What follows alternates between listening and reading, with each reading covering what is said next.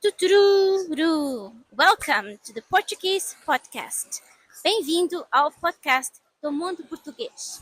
Podcast que te ajuda a entrar no mundo português, a praticar português. E este episódio vamos falar com o meu irmão Alexandre. Ele vai contar-nos um bocadinho da sua experiência, como foi aprender inglês.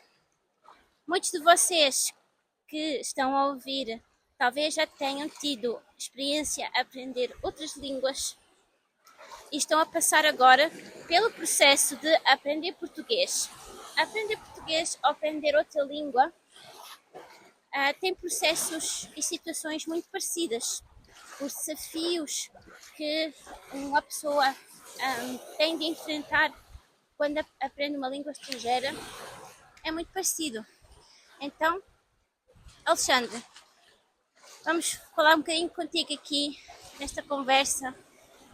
Talvez tenhas alguma coisa a dizer que possa ajudar os nossos ouvintes que estão a aprender português e também inspirar com a tua história e o teu percurso.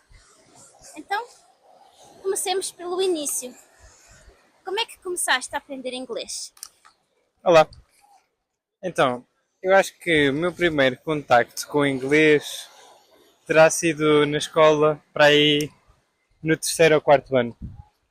Ou seja, aqui em Portugal há quem vá à creche, ou seja, a creche não conta como ano escolar, mas depois daí tem o primeiro ano, o segundo, o terceiro, e depois para aí, quando tinha por volta de uns 8 anos ou 9, comecei a ter aulas de inglês. Na altura foi uma experiência interessante. Eu não me lembro de ter de ser assim muito dramático, vamos assim dizer, a nossa aprendizagem. Mas lembro-me da professora ficar chateada comigo porque eu desenhava nas bordas dos meus cadernos. Foi, digamos, que a coisa mais marcante.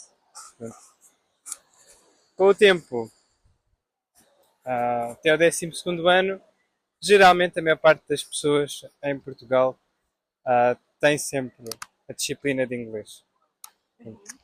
No entanto, na minha opinião, eu acho que nunca ninguém aprende uma língua qualquer que seja por ir às aulas, não é? No meu caso, eu, por exemplo, tive 3 anos de francês e até hoje não sei nada.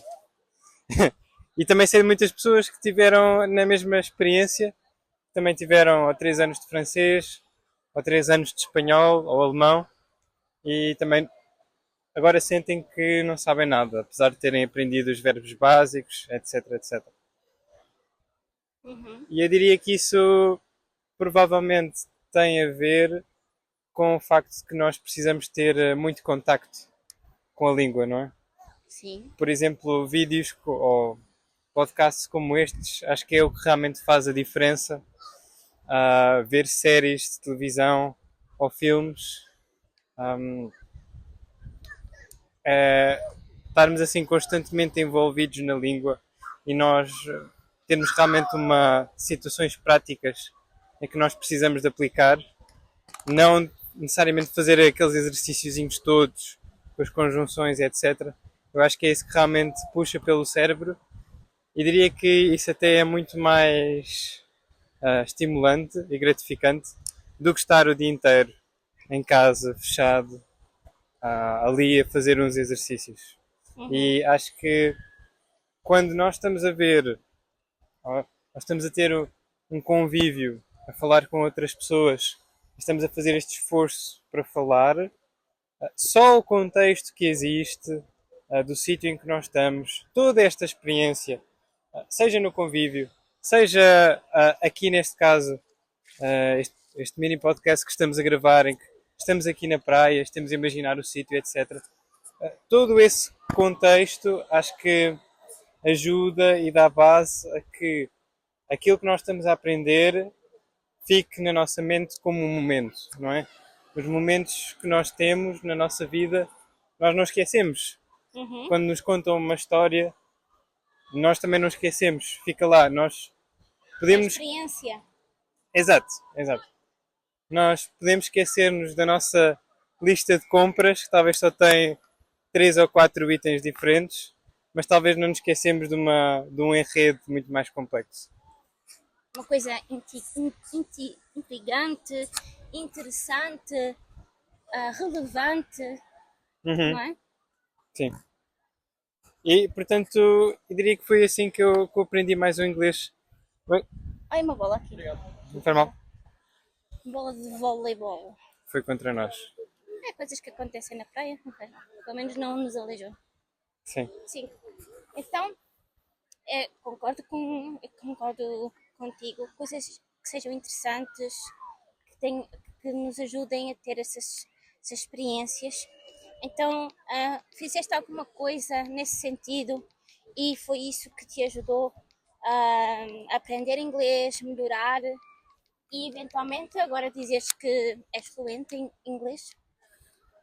Ou seja, no que toca ao inglês, digamos que existe já uma tendência muito forte para nós estarmos envolvidos com conteúdos em inglês. Porque a maior parte de toda a informação que existe na internet está mesmo nessa língua. Muita dessa informação é praticamente inevitável termos que aceder e analisar em inglês.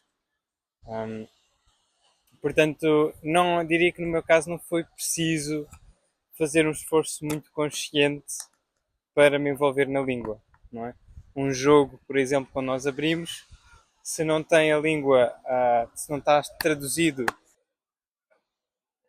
se não está traduzido para português, vai aparecer logo em inglês. E esse é o contacto que eu tenho, que eu tive. Mas mesmo assim, apesar de ah, muitas vezes não entender tudo o que estava escrito, pelo contexto, lá está outra vez, pelo que se dizia no jogo e etc., a gente por uma percebe outras e também percebia o significado das palavras e das coisas. Uhum. E assim também fui, ao ficar mais familiarizado, quase que o inglês torna-se como se fosse o ar, não é? Chega uma altura que a gente já não repara que está ali. Não, fica habituado. Uhum. Sim. E Também depois, já. Desculpa, continua. e depois a única coisa que eu queria dizer é que uma coisa que também me ajudou a evoluir muito no inglês foi no caso pensar em inglês. Ou seja, nós até podemos não ter muitas pessoas para conversar e praticar, mas nós podemos tentar ter uma conversa sozinhos. E às vezes pode acontecer que, por exemplo, estamos a pensar em dizer algo e não nos lembramos da palavra. Em vez de desistir, ficar ali durante assim um bom tempo a tentar lembrar-me da palavra, lembrar-me de sinónimos. Sem pressão, só tu e os teus próprios pensamentos. E nós temos muitas oportunidades para fazer isso, ao apanhar o autocarro, quando estamos a viajar, uma caminhada. Uhum. E isso, por um lado, pode ser um esforço, não é? Porque pode nos custar um bocadinho. Por outro lado, é este esforço que às vezes é necessário para nós conseguirmos ter as coisas e termos a capacidade de nos lembrarmos. É esse que às vezes é o problema, que nós sabemos as palavras, mas não nos conseguimos lembrar na altura. Então, nós próprios, na nossa mente, criarmos cenários que nos proporcionam a necessidade de nos termos que lembrar, vai nos permitir exercitar esse músculo, fazer essas repetições Uhum. de melhorarmos essa habilidade. Sim. E como tu tiveste aulas formais, não é? Na escola normal, não é? Ahm, Inicialmente e por muitos anos, talvez foi esse o teu caso, foi esse o meu caso, aprendes inglês, estudas, tens aulas durante muito tempo, mas não tens realmente aquela, como nós dizemos, a prova dos 9, alguma circunstância, alguma coisa que tu fazes, que tu realmente usas aquilo que aprendeste numa situação real, fora da sala de aula, com um falante nativo, Uhum. não é? Então, quando é que lembras-te da primeira vez que realmente precisaste usar o inglês na tua vida sem ser na circunstância artificial de uma sala de aula? E como é que foi? Uhum. lembro-me que houveram alguns convívios, por exemplo, em que tu me convidaste e muitas pessoas que lá estavam eram de várias línguas e culturas diferentes. Uhum. O inglês era o que eu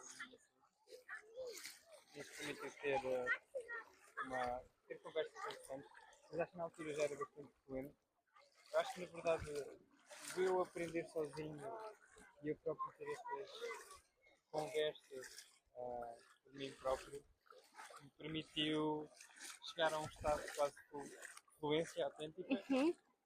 sem necessitar de conversar fora Com o da sala de nativo. aula. Sim. Sim, então na tua primeira experiência a falar inglês com o nativo, já fluente, a coisa realmente fluiu? Sentiste algum tipo de desconforto, estranheza? Ou tiveste aquela sensação de, de normalidade, de naturalidade? Tipo, conscientemente sabes que é a primeira vez que falas com um falante de inglês, ah, mas sentes que parece que já fazes aquilo há muito tempo. Uhum. Tiveste algum tipo uma destas sensações? Eu acho que talvez a minha memória não é assim tão, tão exata, não é? Uhum. Mas eu diria que esse tal momento de primeira vez que falei com um nativo não foi um momento super marcante. Não foi que. Imaginemos alguém que está a aprender português e está na Rússia ou na Ucrânia. Depois vem para Portugal. E depois, assim, quando aterra, encontra um português e aquela é a primeira vez que fala com português que não sabe mesmo falar mais nenhuma língua. Isso aí é um momento marcante, é um momento interessante, é um momento em que se testa as habilidades. Talvez um momento em que uma pessoa chega a um hotel e tem que marcar alguma coisa, mas eu diria que nenhum dos momentos foi assim particularmente marcante. Mas, olha, eu lembro-me que houve uma vez que foi necessário esclarecer algumas questões com um vizinho nosso no interior de Portugal, lá na nossa terrinha dos nossos avós. Ele tinha comprado uns terrenos adjacentes à casa dele e pensava que um dos nossos terrenos era também dele. E eu fui lá para conversar com ele e não foi uma conversa fluente, no sentido de fluiu completamente e claramente vê-se que esta pessoa aqui é como se fosse um nativo, mas conseguimos comunicar completamente, Uhum. conseguimos marcar uma visita e etc. outra vez. Era aquele senhor holandês, não era? Uhum, sim. Eu lembro-me, sim. E portanto, digamos que fluência talvez não foi 100%, mas comunicação foi. Boa. E isso é o que importa. E às vezes nós podemos ter talvez a fluência 10%, mas a comunicação mesmo assim ser 100%, não é? Uhum. E portanto acho que as pessoas não se devem sentir demasiado intimidadas de tentar falar com o nativo português. Porque primeiro as pessoas sabem que é uma coisa muito difícil de se fazer, aprender uma língua. E depois mesmo que seja muito difícil, a gente consegue mesmo não fazer muito. Porque no fim do dia até eu acho que sentimos na mesma aquela satisfação de conseguir fazer isto. Uhum. Sim. E em relação a testes e exames de proficiência, já fizeste algum? Como é que foi? Como é que foi a preparação? Valeu a pena fazer? Foi difícil? Como é que foi? Portanto, eu tive 4 semanas no Cambridge School e nessa altura, antes de eu entrar, fizemos um teste de ciência. Encontramos uma. Isso é uma lula? É uma lula? Não sei. É uma lula, sim. É um molusco. Gigante. Não, não sei. Não sei que animal é Ela esse. não se está a mexer, está morto. Tá, Não vamos mexer no cadáver. Continua.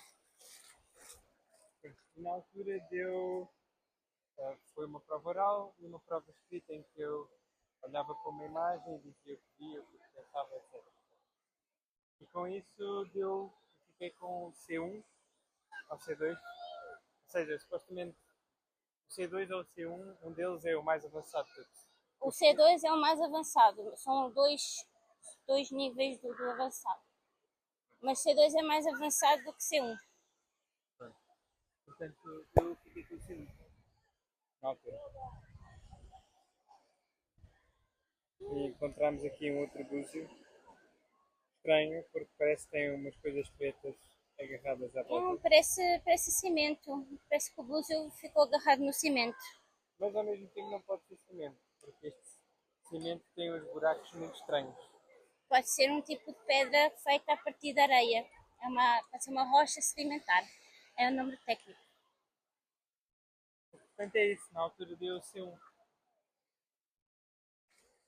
E no caso o professor que me teve a avaliar ficou muito surpreendido de eu falar tão naturalmente inglês, apesar de muito raramente ter prática e ter poucas pessoas com quem eu falava a língua.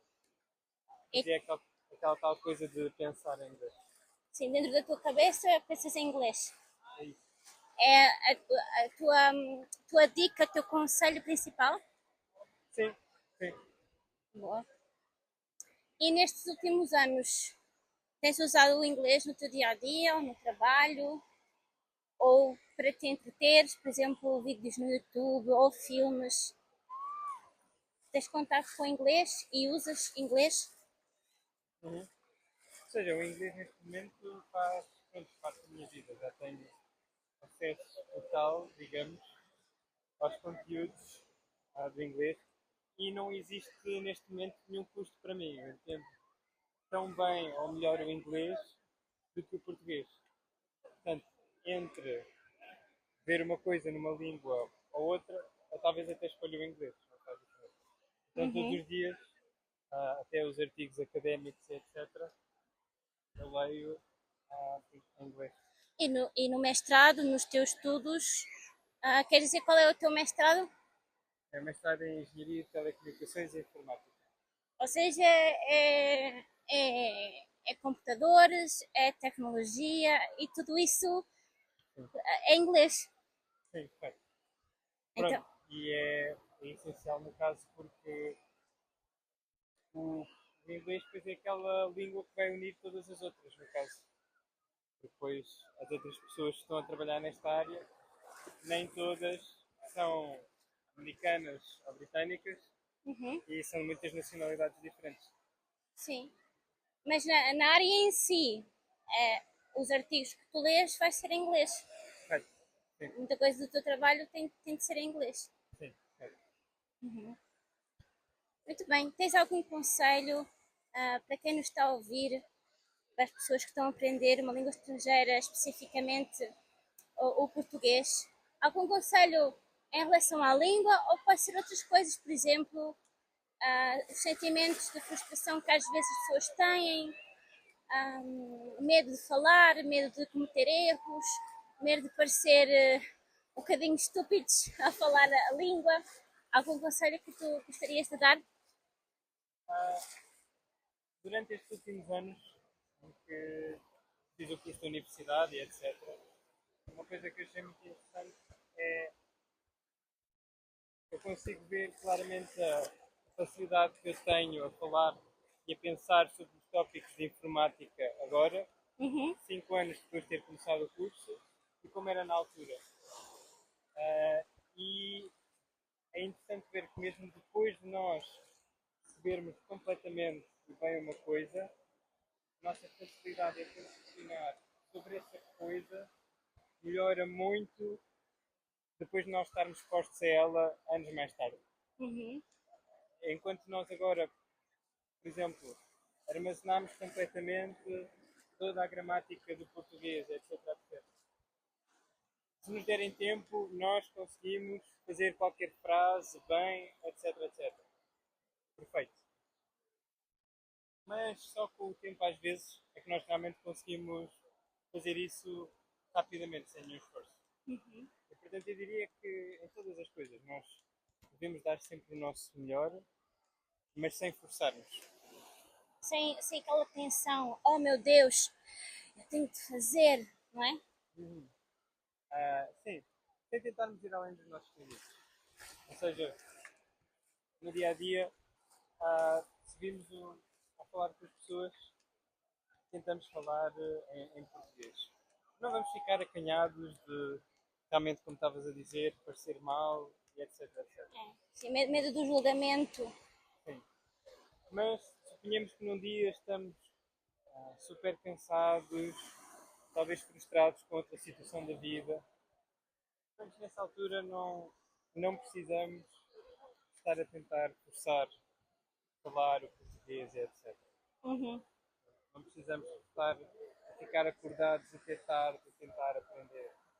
Talvez podemos ir para a cama e estarmos a falar o nosso português connosco próprios. Mas não devemos levar as coisas tão a sério que começamos a prejudicar a nossa saúde e o nosso bem-estar. Uhum. É isso que eu quero dizer. E que pronto, tudo com o tempo vai lá e com o tempo todas as pessoas conseguem aprender uma língua. Todas as pessoas no mundo já fizeram a coisa mais difícil, que foi passar de não saber absolutamente nenhuma língua para saber uma língua.